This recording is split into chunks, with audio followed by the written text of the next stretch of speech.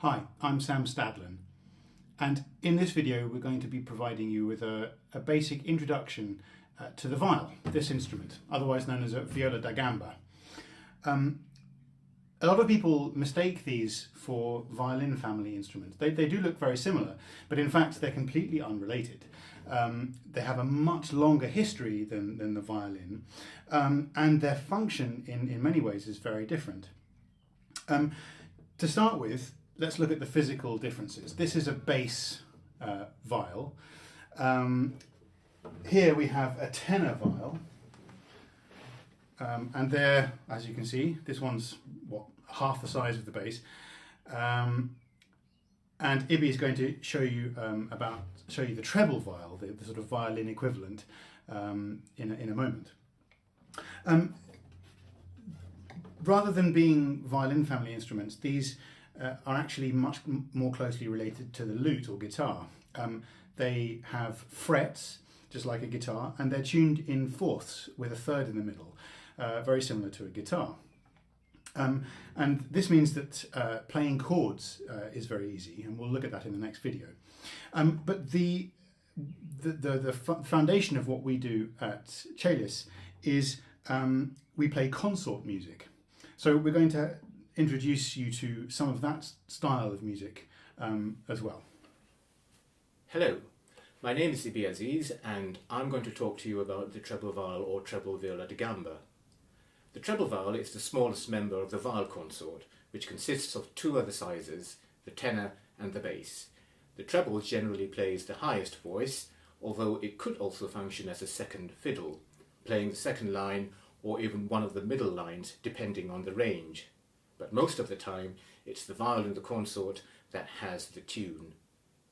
The instrument has 6 strings, just like the tenor and bass that you had seen earlier, and the tuning of it, going from top to bottom, is D, A, E, C, G, and D. The treble viol is actually tuned the same way as the bass viol, but an octave higher. The top string is an octave and 1 note above middle C.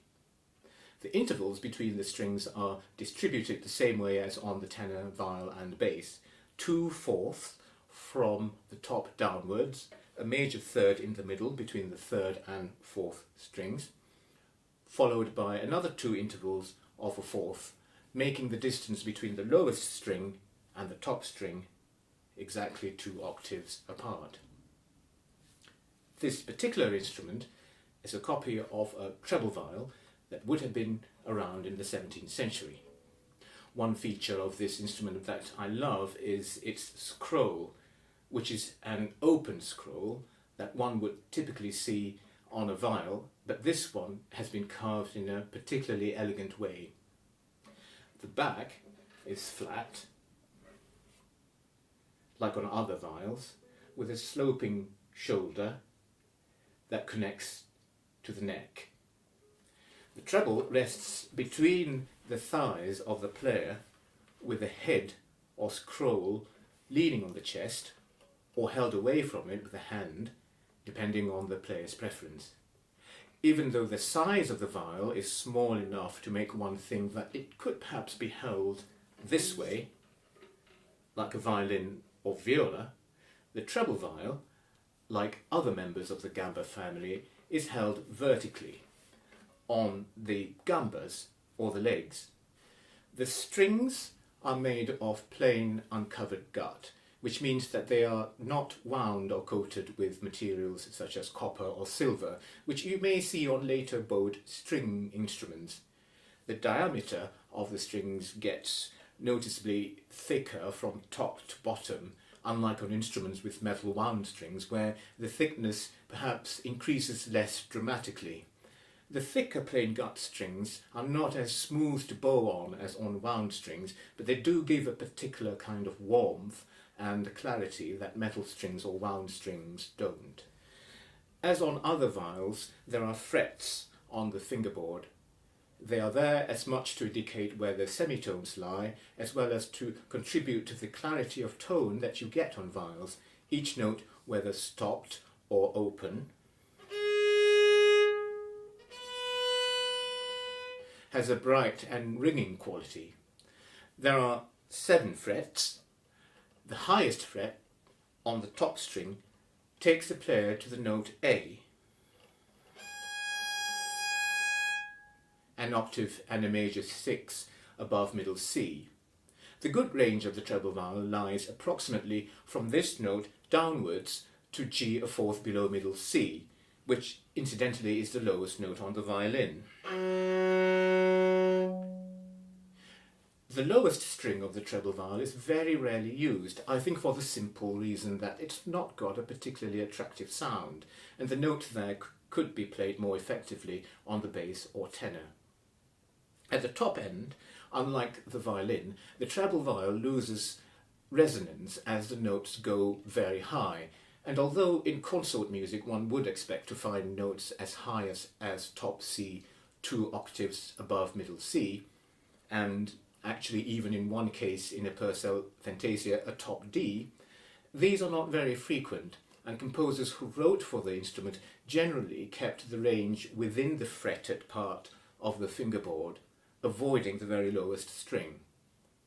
So although on the violin these high notes I mentioned are considered normal, on the treble viol they are somewhat stratospheric.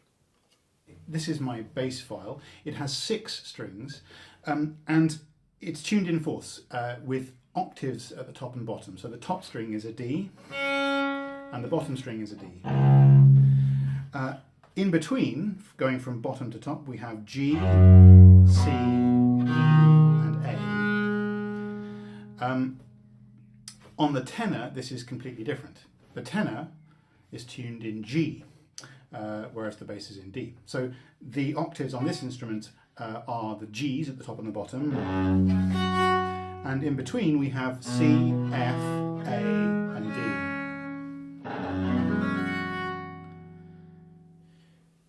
The bow is just like the tenor and bass bow, except leaner and possibly shorter. It is held underhand, with the end of the middle finger lying on top of the hair, maintaining its tension and contact with the string.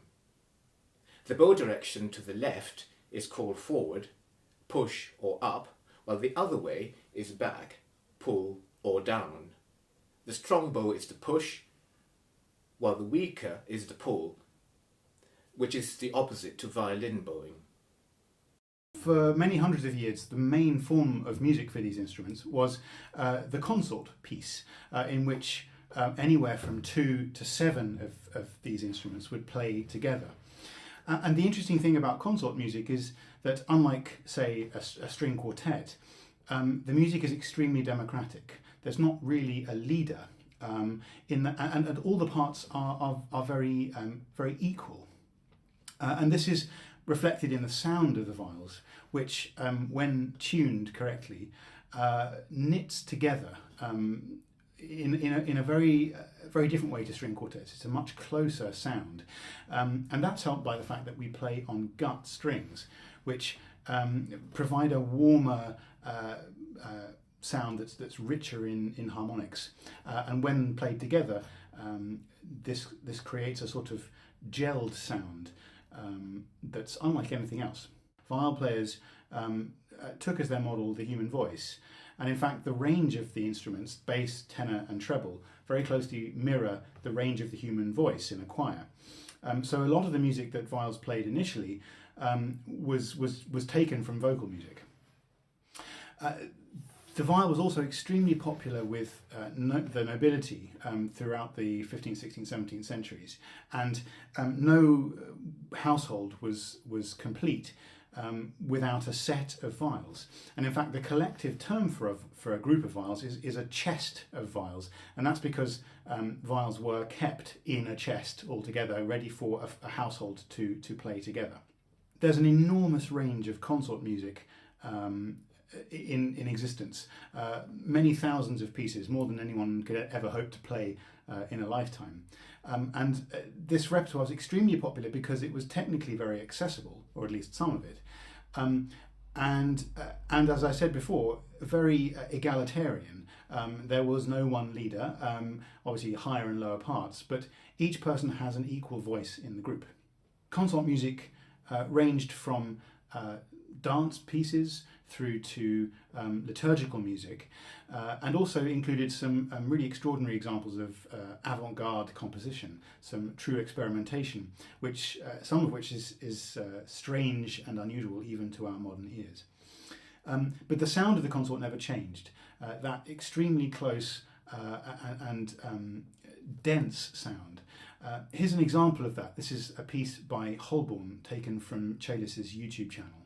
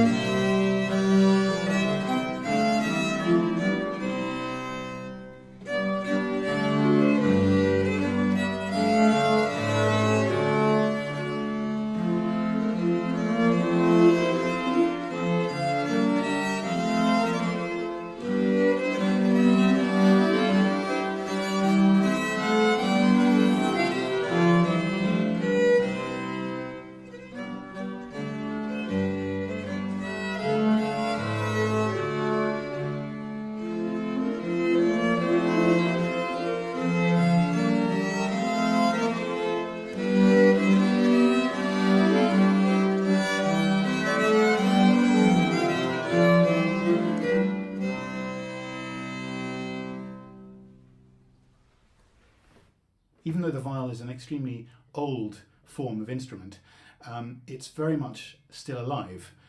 Composers are still writing music for it, both unaccompanied or in its solo form, and also in consort.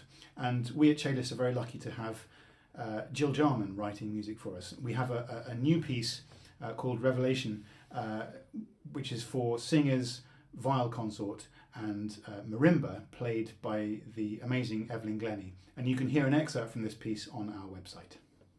Thanks very much for watching, and we hope this has given you an insight into the history and function of the viol.